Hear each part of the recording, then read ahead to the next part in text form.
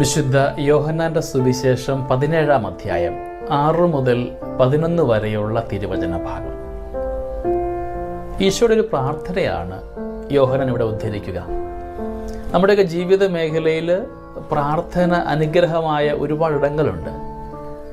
നമ്മുടെ പ്രാർത്ഥന നാം പ്രാർത്ഥിക്കുവാൻ പറഞ്ഞ് ഏൽപ്പിച്ചത് അനുഗ്രഹമായിട്ട് മാറിയത്, അങ്ങനെ ഒരുപാടിടങ്ങളിൽ പ്രാർത്ഥനയുടെ നന്മയും നിറവുമൊക്കെ അനുഭവിച്ചവരാണ് നാം.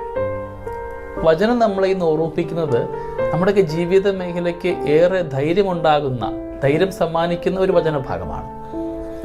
പിതാവായ ദൈവം പുത്രനെ ഏൽപ്പിച്ച ഓരോരുത്തർക്കും വേണ്ടിയിട്ട് പ്രാർത്ഥിക്കുന്ന ഈശോ, പുത്രന്റെ ധർമ്മങ്ങൾ ആർക്കെല്ലാം അനുഗ്രഹമായിട്ട് മാറുന്നുണ്ടോ, പുത്രനെ ആരെല്ലാം അനുധാവനം ചെയ്യുന്നുണ്ടോ അവർക്കെല്ലാം വേണ്ടിയിട്ട് പ്രാർത്ഥിക്കുന്ന ഒരു ഈശോ.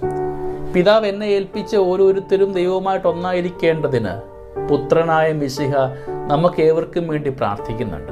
ഇപ്പം നമ്മുടെ ജീവിതത്തിലെ പല സമസ്യകളും അനുഗ്രഹമാവുക ഒരുപക്ഷെ ഈശോയുടെ ഈ പ്രാർത്ഥന കൊണ്ടാവാം. ഈ ഒരു ധൈര്യമാവണം നമ്മുടെ ജീവിതക്രമങ്ങളുടെ തടസ്സങ്ങളെയൊക്കെ മറികടന്നു പോകുവാൻ നമുക്ക് കൂടെ ഉണ്ടാവേണ്ടത്.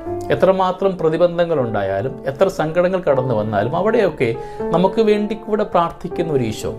സാധിക്കുന്നവർക്ക് ഇന്ന് ഈ വചനഭാഗം വായിക്കുക. വിശുദ്ധ യോഹന്നാന്റെ സുവിശേഷം 17-ാം അധ്യായം 6 മുതലുള്ള തിരുവചനങ്ങൾ നമുക്ക് ധൈര്യം പകരുന്നവയാണ്. എൻ്റെ ജീവിതത്തിൻ്റെ ഓരോ ഇടങ്ങളിലും എനിക്ക് വേണ്ടി പ്രാർത്ഥിക്കുന്ന ഒരു വിശുദ്ധിയുടെ പ്രാർത്ഥന, ഈശോ പഠിപ്പിച്ച പ്രാർത്ഥനയ്ക്ക് അപ്പുറത്തേക്ക് നമുക്ക് വേണ്ടി പ്രാർത്ഥിക്കുന്ന ഒരു ഈശോ കൂടെ ഉണ്ടെന്ന് അറിയുമ്പോഴാണ് നമുക്ക് ധൈര്യമുണ്ടാവുക. എല്ലാ സങ്കടങ്ങളെയും മറികടന്ന് പോകുക, ജീവിതക്രമങ്ങളുടെ പാളിച്ചകളെ മറികടന്ന് ജീവിക്കുവാനായിട്ട്. സങ്കടങ്ങൾ ഉണ്ടാകുമ്പോൾ അവിടെയെല്ലാം ആശ്വാസമായി, നിന്റെ കൂടെ കരുത്തായി, താങ്ങായി, കരുതലായി ഒരു നല്ല ഇടയനുണ്ടെന്നൊരു ബോധ്യം നമുക്കുണ്ടാവട്ടെ. ജീവിതത്തിൻ്റെ ഓരോ ഇടങ്ങളിലും വിശ്വാസപൂർവ്വമാവാം.